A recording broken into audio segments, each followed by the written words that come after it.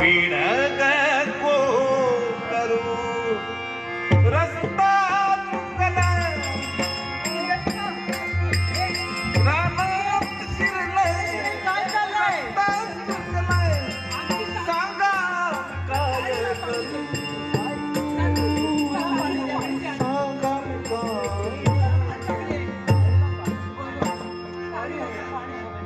सांगा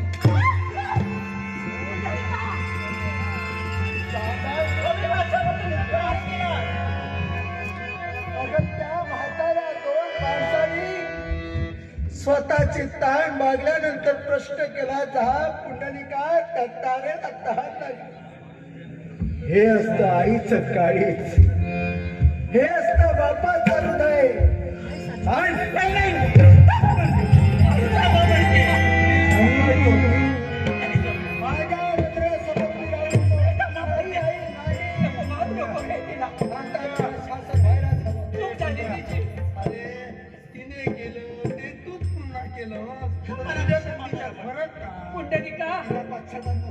पैशाचा होणार आहे बाबा पुंडलिका अरे चुकलेला क्षमा करतो तोच खरा माणूस काय घडलंय माझ्या आतून मला काही कळत झालं आजपासून फक्त आणि फक्त मला क्षमा करा तुला क्षमा होईल पण या संसारात स्वतःच्या पश्चातापी हृदयाने जर येत असशील माझ्या आई वडिलांना जर तू स्वीकारत असशील तरच तुला क्षमा स्वीकारलं तुमच्या आई वडिलांना तुम्ही सांगाल ते सारे काही करण्यासाठी मी तत्पर होणार आहे मीठ घेऊन ये मीठ आई बाबाचे पाय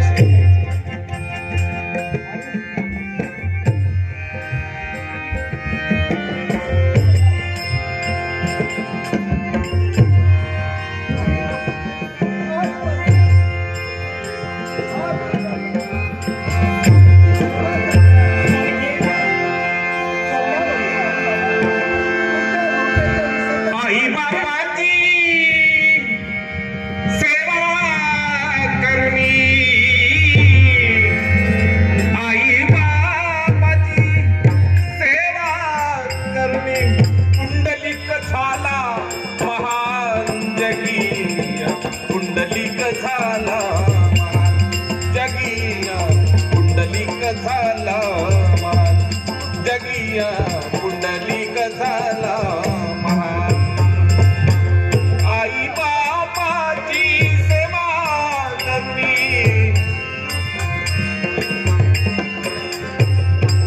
आई बापाची सेवा करणी पुंडलिक झाला महान जगिया पुंडलिक झाला पुंडलिक झाला जगिया पुंडलिक झाला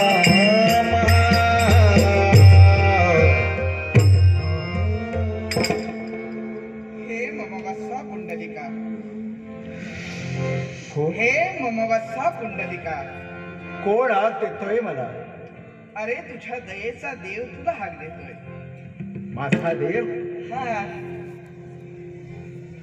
ज्याची आजपर्यंत मी कोणाची भक्तीच केली नाही हा माझ्या आई वडिलांशिवाय माझ्या जीवनात दुसरं माझं दैवत नाही मग माझ्यासाठी कोणता देव बरं येईल भाऊ वत्सा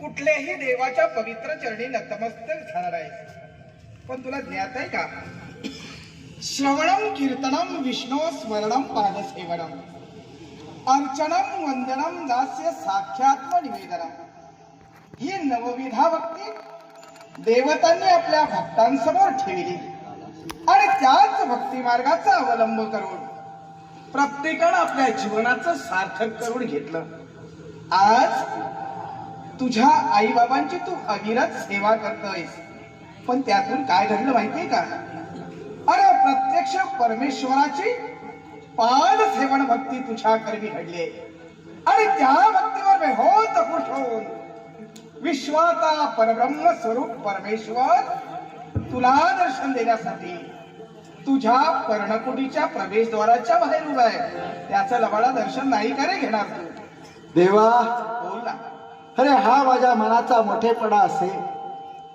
देवा, तुझ्या दर्शनासाठी मी आलो असतो रे, पण यावेळी तुझ्या दर्शनापेक्षा जर माझ्यासाठी महत्वाचं काय असेल तर माझे आई बाबा, माझ्या आई वडिलांची सेवा करतोय, त्याचं जोपर्यंत समाधान होत नाही ते निद्रिस्त आहे. त्यांच्या निद्रेचा भंग करून देवा तुझ्या दर्शनासाठी मी नाही येऊ शकत. हे वत्सा, हा, अरे प्रत्यक्ष परब्रह्म स्वरूप परमेश्वर तुला दर्शन देण्यासाठी आला. देवा, देवापेक्षा तुझे आई बाबा तुला प्रिय आहे. देवा, देवाला देतोय हे हातानं, घ्यायला दोन हातानं. देव प्रत्यक्ष दर्शन देण्यासाठी आलेला असताना सुद्धा त्या देवाचा अपमान करतोयस तू. देवा, गरज तुला आहे, तुला गरज आहे म्हणून तू इथपर्यंत. पण असो, तू आलायस, पण काही क्षण थांब. जोपर्यंत माझ्या आई वडिलांची सेवा करून माझ्या मनाचं समाधान आणि त्यांच्या मनाची तृप्ती होत नाही, हा, तोपर्यंत पुंडलिक तुझ्या दर्शनासाठी येणार नाही. अरे पण हे मनोवत्सा, माझं दर्शन घेण्याची तुझी अपेक्षा नाही. आई वडिलांची सेवा पूर्ण केव्हा होईल हे तर सांगू शकत नाही. मग सांग रे, तुझ्या या दयेच्या देवानं करावं तर. अगदी खरंय. मुसळधार पर्जन्यवृष्टी होत आहे, सर्वत्र दलदल वाजली आहे, आणि अशा अवस्थेत तुझ्या देवाला तू उभा ठेवणार आहे. माझ्या द्वारावर तू उभा आहेस, सारी पृथ्वी जलमय झाली आहे, चिखल माजलाय चारी बाजूला. असं असताना तुझे पाय मलिन होऊ नये असं मला सुद्धा वाटतंय. पण देवा, काही क्षण माझ्याजवळ दुसरं काही नाही, या विटेवर तू काही क्षण उभा राहा. देवा, काही क्षण उभा राहा. हे कसा पुंडलिका, अरे काय करतोय कल्पना आहे का तुला? प्रत्यक्ष जगाचा देव तुला दर्शन देण्यासाठी आलेला असताना त्याचं तू दर्शन घेऊ इच्छित नाहीस. आणि एवढाच नव्हे तर त्या देवताच्या स्वागतासाठी ही सर्वसामान्य भीड करतोयस. अरे जनमानसात तुझी प्रतिमा डागली जाईल, सारे जण तुझ्याकडे पाहून म्हणतील, का रे पुण्या मातलासी, का रे पुंड्या मातलासी, का रे पुंड्या मातलासी, उभे केले विठ्ठलासी, उभे केले विठ्ठलासी, उभे केले विठ्ठलासी.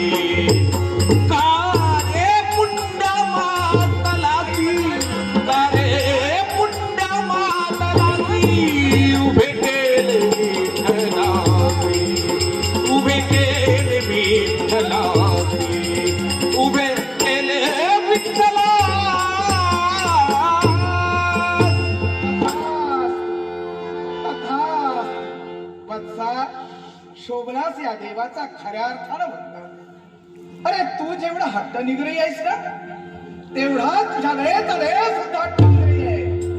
माझं दर्शन घेण्याची अपेक्षा तुला नाही, पण तुला दर्शन दिल्याशिवाय हा देव मात्र इथून कधीही जाणार नाही.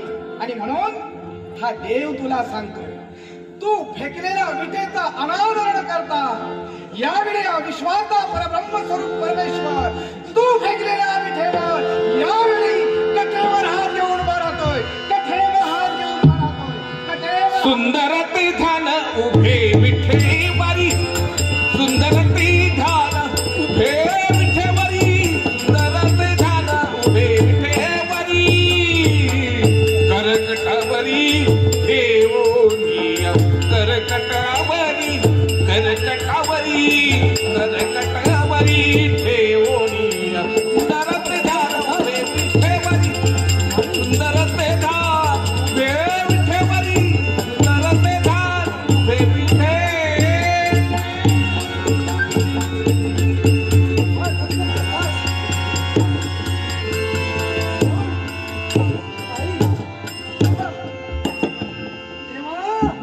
अरे देवा, कोणत्या जन्मीचं आमचं हे पुण्य इथे आलास. तथास इष्टकाम सिद्धरस्तु सर्व मनोरथा सफलास. देवा, बोल बोला. तुला राग नाही ना रे आला? कशाचा? अरे तुला या विटेवर दरवाजात उभं करून ठेवलं हा. आणि आमची सेवा करत राहिला, त्यामुळे कुंडलिकावर कृपया राग धरू नको रे देवा. ब्राह्मण श्रेष्ठ, हा जगाचा सर्वसाक्षी परमेश्वर तुम्हाला भेटण्यासाठी आला. तुमच्या पुत्रानं आई बाबांची सेवा करण्याचं व्रत घेतलं होतं. त्या व्रतापासून तो किंचितही दूर झाला नाही. माझं दर्शन न घेता माझ्या स्वागतासाठी त्याने एक वीट भिरकावली आणि त्या विठेवर हा विश्वाचा परब्रह्मस्वरूप परमेश्वर उभा राहिला. आणि म्हणून तुमच्या मनाच्या ठिकाणी शंका निर्माण झाली की या देवाला वाईट तर वाटलं नसेल ना, माझ्या देवाचा अपमान तर झाला नसेल ना. ब्राह्मण श्रेष्ठ, अहो या सगळ्याच्या पलीकडचा तुमचा देव आहे. तुमच्या पुत्राने जी वीट माझ्यासाठी भिरकावली ना, त्यानं माझा अपमान नाही झाला. याला कारण ही वीट मुळात सर्वसामान्य नाही. काय देवा, ही वीट सर्वसामान्य नाही. हे बोलण्याचा अर्थ मी काय समजावा? ही वीट म्हणजे कोण हे ऐकायचंय का? होय देवा. ऐक ना. त्वेष्टा ब्राह्मणाचा पुत्र विश्वरूपा ब्राह्मण, याला देवतांच्या सदर्भ सभेत सन्मानाचं स्थान प्राप्त झालं. आणि ही गोष्ट 33 कोटी देवतांचा अधिपती देवराज देवेंद्र याला पटली नाही.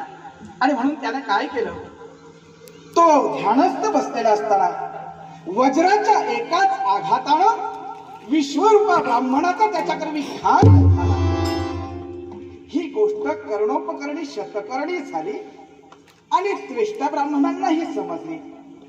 इंद्रासमोर प्रतिइंद्र निर्माण करावा म्हणून त्यांनी एका शक्तीला जन्माला घातलं. ती शक्ती म्हणजेच वृत्रासुर होय. वृत्रासुरानं शक्तीला भक्तीची जोड मिळावी म्हणून त्यावेळी ब्रह्मतनयांचं इच्छेनुसार ब्रह्मदेवांच्या भक्तीला प्रारंभ केला. पण हे सुद्धा ज्यावेळी 33 कोटी देवतांचा अधिपती देवराज देवेंद्र ह्याला कळलं, त्या क्षणाला तो तिथं पोचला. त्याच वेळी त्याच्या लक्षात आलं की वृत्रासुराची भक्ती जर पूर्णत्वास गेली तर आपलं इंद्रपद धोक्यात आहे. आणि म्हणून त्यानं काय केलं, वृत्रासुर सुद्धा ध्यानस्थ बसलेला असताना वज्राच्या आघातानं त्याचा सुद्धा घात देवेंद्राकरवी घडला.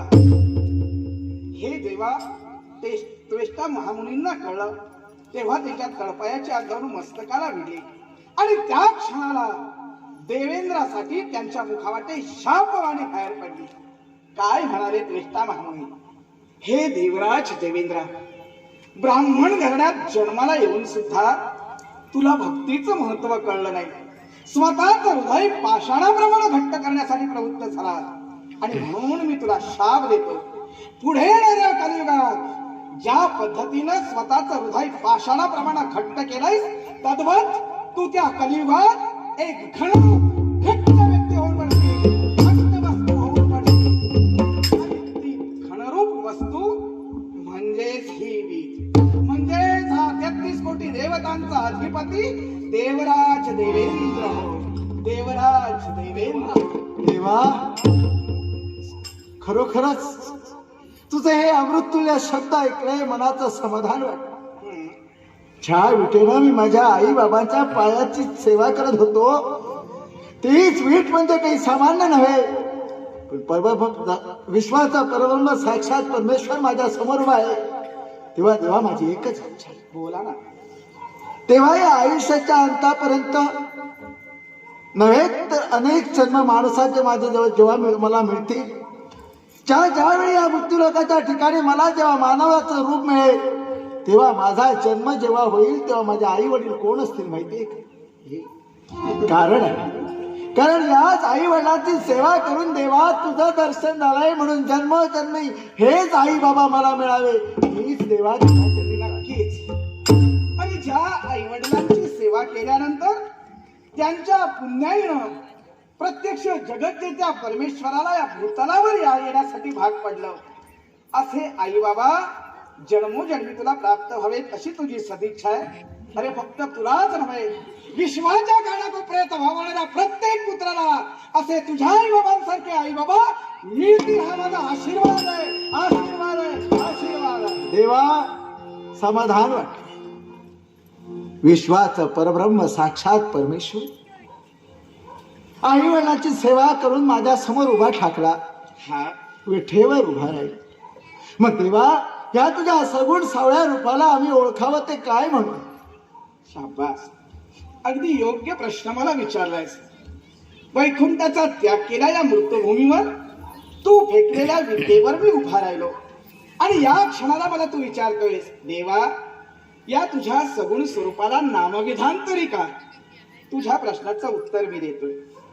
तू माझ्यासाठी वीट फेकलीस, त्या विठेवर मी अचल स्थितीत उभा राहिलो आणि म्हणूनच अचल उभा विठेवर, अचल उभा विठेवर, म्हणून या सगुण स्वरूपाला सार विश्व म्हणेल विठ्ठल विठ्ठल विठ्ठल.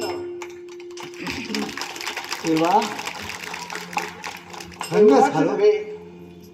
विठ्ठल या नावाबरोबरच माझं आणखी एक नाव प्रचलित होईल. अजून एक नाव हो काय? काय ते नाव कोणतं असेल माहिती आहे का? हा सांप्रत मी माझा अवतार कार्य संपवून वेगळ्या रूपात या भूतलावर अवतारानं उत्तीर्ण झालो. तुम्ही माझं जर बारकाईने निरीक्षण केलं असाल, सांप्रत माझा वर्ण तुम्हाला कृष्ण वर्ण जरी भासत असला तरी माझ्या या सगुण स्वरूपाचा जो वर्ण आहे ना तो श्वेत वर्ण म्हणजेच पांढरा. आणि म्हणूनच माझ्या या वर्णावरून माझं आणखी एक नाव प्रचलित होईल. फक्त वर्णावरून? हो, श्वेत वर्ण म्हणजेच पांढरा.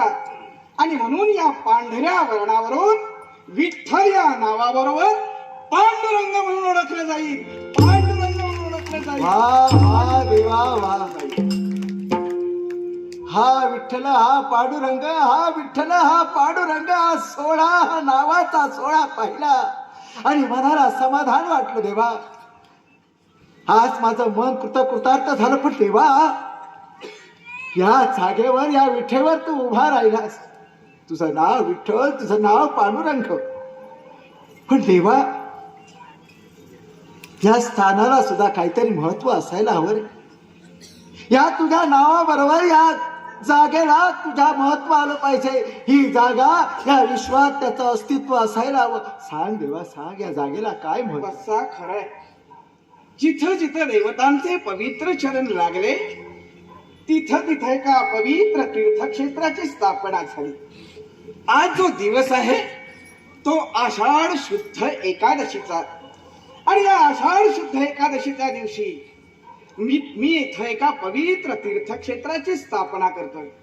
आणि ते पवित्र तीर्थक्षेत्र म्हणून पुढे जेव्हा या भविष्य काळात प्रचलित होईल तेव्हा त्या पवित्र तीर्थक्षेत्राला पांढऱ्याचे ते पुर म्हणून या पवित्र तीर्थक्षेत्राला पंढरपूर म्हटलं जाईल, पंढरपूर म्हटलं जाईल, पंढरपूर म्हटलं जाईल. दुमदुमली पंढरी, दुमदुमली पंढरी, पांडुरंग हरी तो पहा विठेवरी. विठ्ठल विठ्ठल जय हरी, जय विठ्ठल विठ्ठल जय हरी, जय विठ्ठल विठ्ठल जय हरी. देवा देवा काय पाहतो मी? देवा मुसळधार पाऊस, सारी पृथ्वी जलमय होऊ लागली. पाण्याचा प्रचंड ओढ देवा माझ्या दिशेला वाहतोय. आता घाबरू नकोस. पंढरपूर हे माझ्या मुखावाटे शब्द बाहेर पडतात क्षणी प्रत्यक्ष स्वर्गातली गंगा या पंढरपुरात प्रवाहित झाली आणि त्या प्रवाहित झालेल्या स्वर्गाच्या गंगेनं तुझ्या सहित तुझ्या आई बाबांना आणि एवढंच नव्हे तर मला सुद्धा अगदी चंद्राकृती वळसा घातला. आणि म्हणून याच पंढरपुरात या स्वर्गाच्या गंगेला चंद्राकृती वळसा घातल्यामुळं चंद्रभागा म्हटलं जाईल. चंद्रभागा, चंद्रभागेच्या तिरी, चंद्रभागेच्या तिरी पांडुरंग हरी तो पहा विठेवरी. विठ्ठल विठ्ठल जय हरी, जय विठ्ठल विठ्ठल जय हरी, जय विठ्ठल विठ्ठल जय हरी. वत्सा, हा एकापेक्षा एक अशा असंख्य प्रश्नांचा बडीमार तू माझ्यावर करतोय. अजूनही एक इच्छा. पण थार, तुझी इच्छा मी जरूर पूर्ण करणार आहे. पण तत्पूर्वी या पंढरपुरात येणाऱ्या भाविक भक्तजनांना मी आज मर्यादा घालून देणार आहे. मर्यादा? हो, ती कारण तुझ्या आई बाबांची महती मला त्यांच्या समोर ठेवायची आहे. माझ्या लाडक्या कुंडलिकाची महती मला त्यांच्या समोर ठेवायची आहे. हे मम भक्तांनो, जेव्हा जेव्हा या पांडुरकाच्या दर्शनासाठी तुम्ही पंढरपुरात याल ना, माझं दर्शन पहिल्यांदा कधीही घ्यायचं नाही. तर माझं दर्शन घेण्यापूर्वी तुम्हाला या पांडुरंगाचं दर्शन घ्यावं असं वाटत असेल, ते मिळावं असं वाटत असेल, ते फलद्रूप व्हावं असं वाटत असेल, तर माझ्या दर्शनापूर्वी या आई बाबांचं दर्शन घ्या. आई बाबांचं दर्शन घ्या आणि तदनंतर माझ्या गाभाऱ्यात या. तेव्हाच खऱ्या अर्थानं पांडुरंग तुम्हाला प्रसन्न होणार आहे. एवढंच कशाला? हे माझ्या वत्सा, हे माझ्या कुंडलिका, अरे तू भक्ती केलीस नी तात पराकोटीची होती. आणि म्हणूनच हा सूर्य आणि चंद्र या विश्वात असेपर्यंत माझ्या नावाच्या मालिकेत मी तुझ्या नावाची गुंफण करून ठेवतो. माझ्या नावाची गुंफण? हा, ऐक, या कलियुगात धार्मिक कार्य केली जाते. भजन, कीर्तन, नामस्मरण अशी ज्यावेळी कार्य आरंभिली जातील, त्या प्रत्येक कार्याच्या शुभारंभी एकच जयघोष माझ्या भक्तांच्या मुखाते बाहेर कळेल. पुंडलिक वरदे, हा पुंडलिक वरदे, हरी विठ्ठल. देवा, हे मम वत्सा, पंढरपूरची प्रतिष्ठापना झाली. तुमची महती मी जगासमोर ठेवली. ऐका भक्तांनो, मला तुम्हाला एकच सांगायचं आहे. चित्त लावणी भक्ती करा मग समजेल तुम्हाशी. चित्त लावणी भक्ती करा मग समजेल तुम्हाशी. अथांग सागर खोल पाणी अंत नाही त्याशी. अथांग सागर खोल पाणी अंत नाही त्याशी. जोवरी माझे दोन्ही हात असती कटेवरती. जोवरी माझे दोन्ही हस्त असती कटेवरती, तोवर कधी न बुडाल संसार सागरी. ही या पंढरपूरची महती, ही या पंढरपूरची महती, ही या पंढरपूरची महती. देवा, आज मला कळलं, भक्ती फार मोठी कसोटी आहे. तुटोय शरीर फुटोय मस्तक, नामाचा गजर सोडू दे. तुटोय शरीर फुटोय मस्तक, नामाचा गजर सोडू नये. अरे नाशिवंत देह झाला तरी नष्ट, कीर्तन रंग सोडू दे. देवा, मला सांग रे, तुला आल्या आल्या मी विटेवर उभा केलास, या पुंडलिकानं तुझा विचार केला नाही. तुझ्या पायाला वेदना होत असतील नाही का रे? मग सांग रे देवा, असा किती वेळ बरं तू या विटेवर उभा राहणार? शाबास, योग्य प्रश्न विचारलास. नाम संकीर्तनच पै सोपे, नाम संकीर्तन साधन पै सोपे. सळतील बापे जन्मांतरीची, नरगे साहस जावे वनांतराच्या. सुखे येई घरा नारायण नारायण. आज मी तुमच्या सदिच्छा पूर्ण करण्यासाठी या पंढरपुरात अवतारानं उत्तीर्ण झालो. कदाचित तुमच्या मनाच्या ठिकाणी संभ्रम निर्माण झाला असेल की सांप्रत वैकुंठाचा त्याग करून या पंढरपुरात विठेवर उभा राहिलेला हा देव नक्की इथं किती दिवस राहणार आहे? एक दिवस, एक महिना, एक वर्ष, की फक्त 4 युग? नाही, म्हणजे देवा, भक्तांच्या उद्धारासाठी हा विश्वाचा परब्रह्म स्वरूप परमेश्वर युगे 28 या पंढरपुरात राहणार. युगे 28 विठवारी उभा, विठवारी उभा. वामंगी रखुमाई, वामंगी रखुमाई, दिस दिव्य शोभा पुंडलिकाचे भेटी परब्रह्म आलेगा, परब्रह्म आलेगा.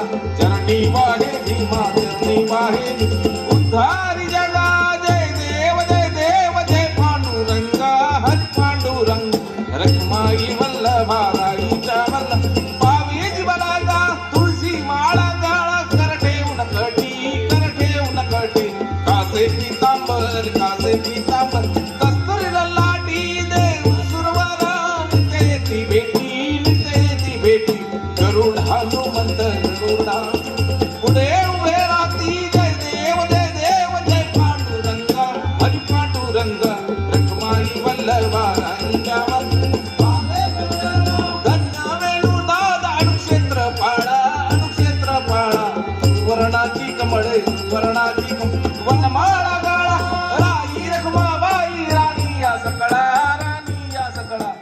वाडी तो राजा वाडी तो विठवा सावळा जय देव जय पांडुरंगा हरी पांडुरंगा रखमाई वल्लभाराईच्या वल्लभ ओ वाळूवाराचा कुंडवंड्या येती चंद्रभागे सोडून या देवी दिल्या पताका वैष्णवनाथ पंढरीचा महिमा द्वारकीचा वर्णावती जय देव जय पांडुरंगा हरी पांडुरंग रखमाई वल्लभाराईच्या